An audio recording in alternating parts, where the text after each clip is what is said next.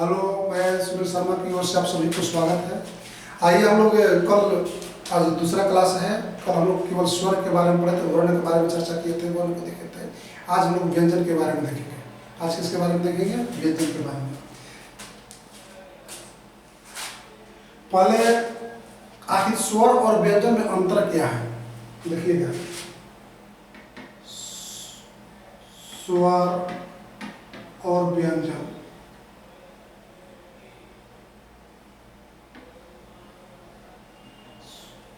स्वर और व्यंजन, इन दोनों के बीच में एक कहानी है। कहानी क्या है कि सतयुग में, इसलिए आज की कहानी नहीं। आज तो कोई अगर भाई आपको 2 रुपया देगा ना, अगर कोई भाई अगर 2 रुपया देगा तो 50 रुपया देने के लिए कोशिश करेगा ना। पहले जो सतयुग के जो भाई होते थे, बड़े भाई होते थे, वो बहुत बड़े दिल वाले होते थे। अपने छोटे भाई को कभी दिक्कत नहीं होने देते थे। यानी कहने का मतलब स्वर और व्यंजन में स्वर जो है ना धनी था, धनी पूरा अमीर आदमी था, अमीर भाई था, ये गरीब था। स्वर क्या था? धनी था, ये गरीब था। जब भी कुछ किसी प्रकार के कोई जरूरी पड़ता था तो इसके पास जाता था कि भैया, लेकिन ये इसके पास नहीं जाता था। क्यों नहीं जाता था? क्योंकि यह जो है अमीर है, इसके पास किसी चीज का कमी नहीं होता है। ये इसके पास नहीं जाता, लेकिन इसके पास आता है। कुछ भी बोलिएगा, जैसे क बोल दिए, क लिख दिए, मुझे क बोल कर अपने भाई के पास आएगा, भैया क बोल रहा है तो बोलता है चिंता करने की बात नहीं है, हम तुम्हारे साथ में हैं, हम जो है तुम्हारे साथ में है, तुम आधा रहना, हम पूरा सपोर्ट करेंगे तुमको। यानी क कैसे बनता है? क प्लस अ बराबर क हो गया। क प्लस अ बराबर क। देखिए स्वर आगे के लिए आ गया, स्वर आया ना। व्यंजन भी है, मतलब जब भी जैसे ब बोलिएगा, ब यानी ब प्लस अ, ब प्लस अ बराबर ब। यानी कहने के मतलब, लेकिन अगर इस पे अ बोलिए ना, अ कभी व्यंजन नहीं आ सकता है। आ बोलिए व्यंजन नहीं आ सकता है। अ व्यंजन नहीं आएगा। आ इसके पास नहीं जाएगा। हर्षई इसके पास नहीं जाएगा। दीर्घई इसके पास नहीं जाएगा, इसके पास नहीं जाएगा, क्योंकि स्वर कभी आधा नहीं होते हैं। आधा कौन होगा? व्यंजन होगा। जो गरीब होगा वही आधा होगा, बड़ा होगा, छोटा होगा ना, लेकिन अमीर आदमी कुछ नहीं होते। यानी कहने का मतलब ये हुआ कि जिन वर्णों का उच्चारण स्वतंत्र रूप से होता है, किसी दूसरे वर्ण की आवश्यकता नहीं होती है, जिन वर्णों के उच्चारण करने में किसी दूसरे वर्ण की आवश्यकता नहीं होगी, तथा जिसका उच्चारण स्वतंत्र रूप से होगा, उसको हम लोग क्या कहते हैं? स्वर वर्ण कहते हैं। इसका उच्चारण जो है ना, उच्चारण स्वतंत्र रूप से होता है। कैसे होता है? स्वतंत्र रूप से। उच्चारण कैसा होगा? स्वतंत्र रूप से। पूछता है, बहुत सारे कंपटीशन पूछता है, कौन ऐसा वर्ण है जिसका उच्चारण स्वतंत्र रूप से होता है? तो किसका? स्वर का उच्चारण स्वतंत्र रूप से होता है। और व्यंजन का उच्चारण स्वतंत्र रूप से नहीं होता है।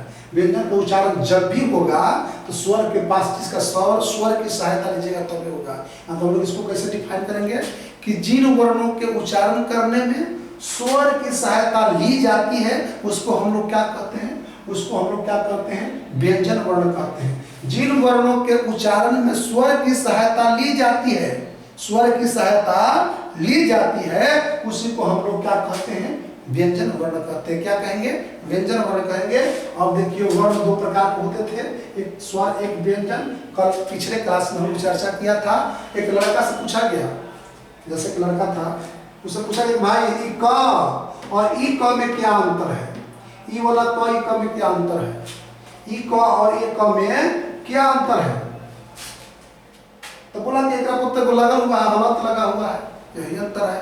देखिए जैसे अगर किसी भी चीज में अगर हलंत मतलब समझ रहे हो ना, अगर मान लो ए लिखा हुआ है, अगर इस पे इस प्रकार का लकीर अगर लग गया तो उसका मतलब ही आधा होता है। क्या होता है? आधा। अगर आप सड़क पर जा रहे हैं, कोई पागल आदमी जा रहा है, कोई मैड आदमी जा रहा है, जिसका दिमाग नहीं है, अगर वो किसी से पूछे ना, करे वो कैसा आदमी जा रहा है, वो कौन है, तो बोलेगा नहीं, इशारा कर देगा, मत बात कीजिए उसका इसका, मतलब हाथ पे इशारा किया इस जगह पे तो समझ जाइए कर रही है, आधा है का।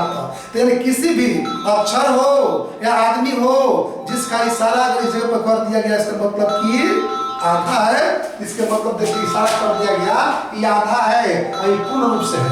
इसमें स्वर है और इसमें स्वर नहीं है, इसलिए हम लोग क्या अंतर, कोई पूछेगा कि भाई दोनों में क्या अंतर है तो हम लोग क्या बताएंगे, ये स्वर रहित है, ये क जो है स्वर रहित है। कैसा है?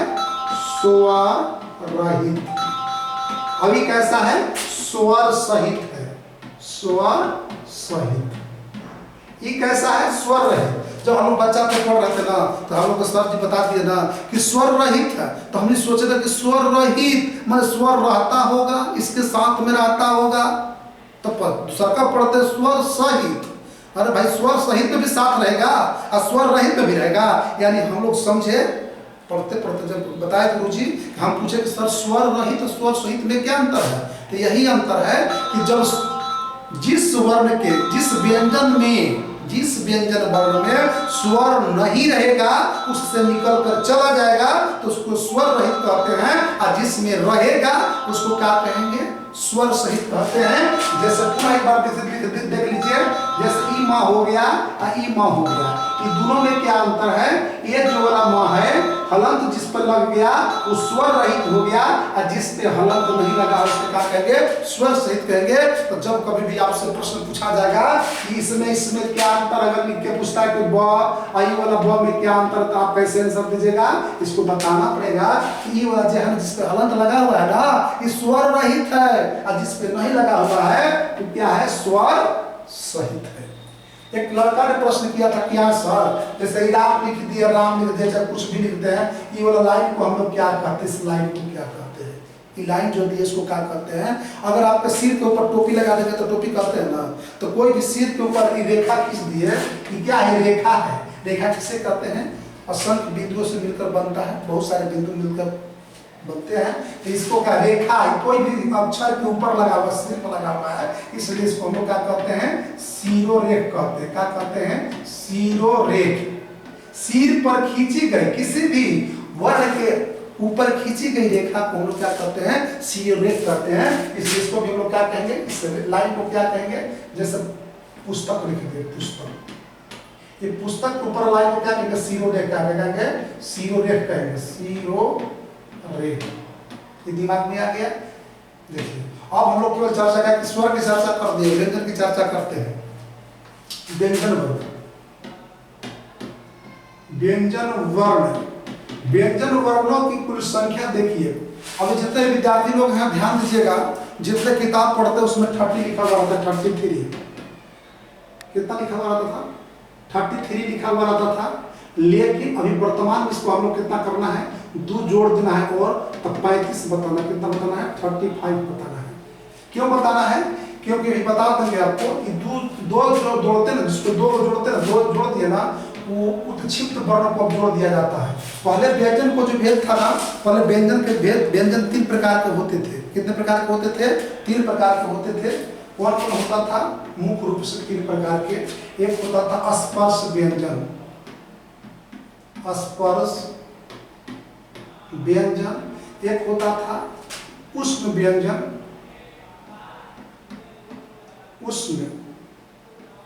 उष्ण व्यंजन। एक होता था अंतस्थ व्यंजन, अंतस्थ व्यंजन। अब अभी वो बढ़ गया है, इसकी तीनों की संख्या कितना था? 33। तीनों की संख्या कितना था? 33। वर्तमान में वो बढ़ा दिया गया है। जो विकसित वर्ण, विकसित मतलब विकास किया गया, विकसित वर्ण को जैसे रहता है, देखिएगा विकसित वर्ण कहिए या उत्क्षिप्त वर्ण कहिए, उत्क्षिप्त कहिएगा या विकसित। विकसित वर्ण जो है ना, 2 अड़ा और ढा को जोड़ दिया जाता है। अब देखिएगा स्पर्श व्यंजन की संख्या पहले कितना था? 33 था, लेकिन वर्तमान में कितना बढ़ गया? 2। और 2 बढ़ने वाला कौन है? ए है। 2 बढ़ने वाला कौन है? यह है।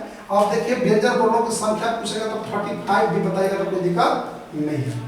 स्पर्श व्यंजन की संख्या कितना है? स्पर्श व्यंजनों की कुल संख्या देखिएगा 25 है। कितना है? 25। उस व्यंजन की कुल संख्या कितना है? 4 है। अंतस्थ व्यंजन की कुल संख्या कितना है? अंतस्थ व्यंजन कितने हैं? ये भी 4 है। उस टोटल व्यंजनों की संख्या 35, स्पर्श व्यंजन की संख्या 25, उष्ण व्यंजन की संख्या 4, अंतस्थ व्यंजन की संख्या 4। उस आखिर 25 को कैसे हुआ? तो क से लेकर क से म तक, क से म तक देखिए कितना हो गया? क से म तक 5, 10, 15, 20, 25, 5 घर हो गया। क वर्ग, च वर्ग, ट वर्ग, त वर्ग, प वर्ग, 5, 25, 25, यानी क से म तक कितना व्यंजन हो गए? 25 को हो गए। कौन सा व्यंजन होगा? क से म तक कितना कौन व्यंजन होगा? जब भी होगा तो स्पर्श व्यंजन होगा। अगर आपसे कोई प्रश्न करे व्यंजन जानते हो जी, क्या बोलेंगे? यस या नो? यस। तो पूछेगा आपसे कि बताओ तो कौन व्यंजन है? तो तुरंत बोलिएगा स्पर्श व्यंजन है। क से म के बीच में जितना भी होगा उस सारा का सारा स्पर्श व्यंजन होगा। क्या होगा? स्पर्श व्यंजन होगा। कौन व्यंजन होगा? स्पर्श व्यंजन। स्पर्श व्यंजनों की कुल संख्या कितना है? 25। कितना है? 25। उष्ण व्यंजन, उष्ण व्यंजन किसे कहते हैं? जिन व्यंजनों के उच्चारण करने में वायु गर्म होकर बाहर निकलती है ना, उसको हम लोग उष्ण व्यंजन कहते हैं। आइए कौन कौन है देखिए। उष्ण व्यंजन जो है तालब सा है, मूर्धन सा है, दंत सा है और ह है। उस व्यंजन कौन कौन है? तालब सा, मूर्धन सा, दंत सा, 4 संख्या हो गया। अब अंतस्थ व्यंजन क्या है? अंतस्थ मतलब क्या होता है? और जैसे हम लोग पिछल का जो क्लास था पढ़े थे ना, अयोग वाह, अयोग वाह दो को होते थे ना, अंग अ। अयोग वाह का मतलब क्या होता था? जो न तो स्वर होगा न तो व्यंजन होगा, उसको अयोग वाह कहते हैं। लेकिन अब की बारी बोला ना, ऐसे हमको छट मत छटिएगा भाई। ये वर्ण के बोला कैसे हम छटने वाले नहीं है कि जब मन तो भगा दीजिएगा, अयोग कर दीजिएगा। तब इसको क्या बोला? अंतस्थ क्या बोला? कि आप सोचिएगा ना कि अयोग वाले का हटा दे तो हम हटने वाले नहीं है। ये क्या बोलता है कि भाई हटाओ मत, हटाओ हमको मत, हमको बीच में रख लो ना। तो बोला कैसे? तो यानी अंतस्थ का अर्थ होता है इधर स्वर होगा और इधर व्यंजन होगा, इधर व्यंजन होगा, बीच में रहेगा। क्या होगा? बीच में। यानी जिन व्यंजनों का उच्चारण स्वर और व्यंजन वर्ण के बीच में होते हैं, जिन व्यंजनों का उच्चारण जो है स्वर और व्यंजन वर्ण के बीच में होंगे ना, उसी को हम लोग अंतस्थ व्यंजन कहेंगे। क्या कहेंगे जी? अंतस्थ व्यंजन। अब आपसे कोई प्रश्न कर देगा कि जानते हो अंतस्थ व्यंजन क्या होता है, तो सीधा सीधे बोलना है अरे जो स्वर और व्यंजन के बीच में रहा ना, वह अंतस्थ व्यंजन होगा। जो स्वर और व्यंजन के बीच में रहेगा उसको क्या कहेंगे? अंतस्थ व्यंजन कहेंगे। अब अयोग वाला याद करना है जो पीछे क्लास में करा दिए हैं कि जो न तो स्वर होते हैं न व्यंजन होते, उसको क्या कहते हैं? जो स्वर और व्यंजन नहीं होते उसको अयोग वाह कहते हैं, और जो स्वर व्यंजन के बीच में रहते उसको क्या कहते हैं? अंतस्थ व्यंजन कहते हैं। क्या कहते हैं? अंतस्थ व्यंजन कहते हैं। अब पुनः एक बार देख लीजिए, आप दो इस हो गया, दो विकसित हो गया। तो देखिए 25, 4, 29 और 4, 33 और 2, 35, टोटल संख्या कितना हो गया? 35। वर्ण के व्यंजन कितने? व्यंजन की संख्या कितना है टोटल? 35। व्यंजन के भेद पूछा कितना? 4 बताएं। कितना बताएंगे? 4। कौन कौन?